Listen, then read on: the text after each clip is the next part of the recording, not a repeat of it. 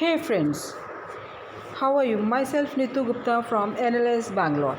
I'm here with you to discuss legal current affairs. They are very important, so please listen carefully.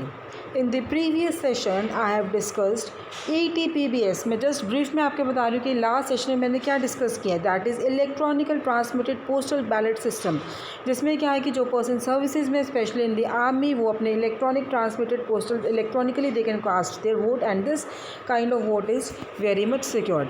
Next, abetment of suicide. Abetment of suicide में क्या है कि somebody abets, आपको उकसा रहा है suicide करने के लिए या आपकी हेल्प कर रहा है, या दो तीन लोग मिले हुए कॉन्स्पिरेसी कर रहे हैं और आपको सुसाइड करने के लिए कह रहे हैं।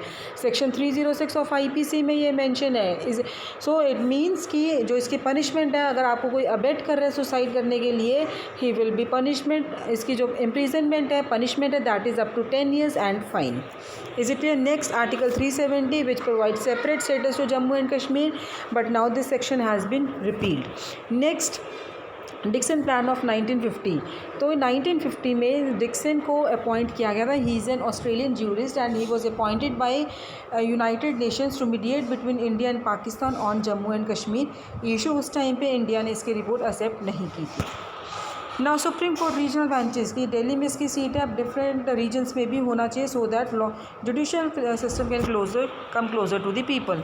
डी वोटर क्या है? जिनके लिस्ट में नाम नहीं है नेशनल रजिस्टर ऑफ सिटीजन, जिनकी सिटीजनशिप डाउटफुल है, that is D voter and it is also referred as dubious voter और doubtful voter. Next I to discuss is good governance index, GGI। ये क्या है गुड गवर्नेंस इंडेक्स? आपका Good Governance Index. It is a uniform tool across the states to assess the status of governance and impact of various interventions taken up by the state government and UTs. Is it clear? So this was introduced by Dr. Jitendra Singh, the Union Minister of Personnel. And he launch this on good governance day. Good governance day कब observe होते हैं? जब former prime minister Atal Bihari Vajpayee ji की birth anniversary है and that is 25 December. This GGI considers 10 sectors. ये 10 sectors please इसको याद कर लिए, कौन से 10 सेक्टर्स इन्होंने कंसिडर किए हैं। First, agricultural and allied sectors. Second, commerce and industries. Third, human resource development. Fourth, public health. Fifth, public infrastructure and utility. Sixth, economic governance. Seventh, social welfare and development. Eighth, judicial and public security. Ninth, environment and 10th, citizen centric governance. और ये जो 10 governance sectors हैं they are measured on total 50 indicators. Is it clear? States UTs हैं, the 3 groups में divide किए हैं, big states, north east and hill states and lastly UTs. Is it clear?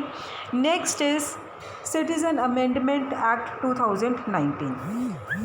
Now Parliament has passed the Citizenship Amendment Bill 2019 to amend the Citizenship Act 1950, जिसमें क्या regulate किया गया है कि who may acquire Indian citizenship and on what grounds they can acquire the Indian citizenship. अब ये जो citizenship amendment bill में क्या बिल में क्या कहा गया था? बिल क्या कहता है? ये this bill seeks to grant Indian citizenship किन लोगों को मिलेगी? जो हिंदू हैं, सिख हैं, बुद्धिस्ट हैं, जैन हैं, पारसी हैं या क्रिश्चियन कम्युनिटीज़ हैं, and they have been migrated to India after facing persecution on grounds of religion in Pakistan, Afghanistan, Bangladesh में। Is it clear?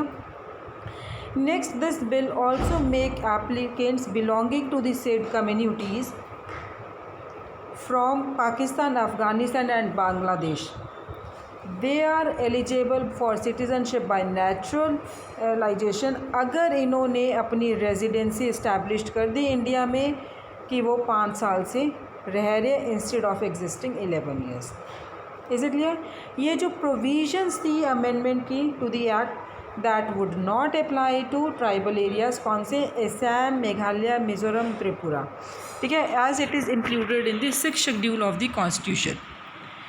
Sorry, is it clear? Lastly It seeks to amend 70 of the Act to empower the central government to cancel the registration as overseas cities of India. जो section 70 को इन्होंने amend किया है, they have given the power to central government to cancel the registration as OCI.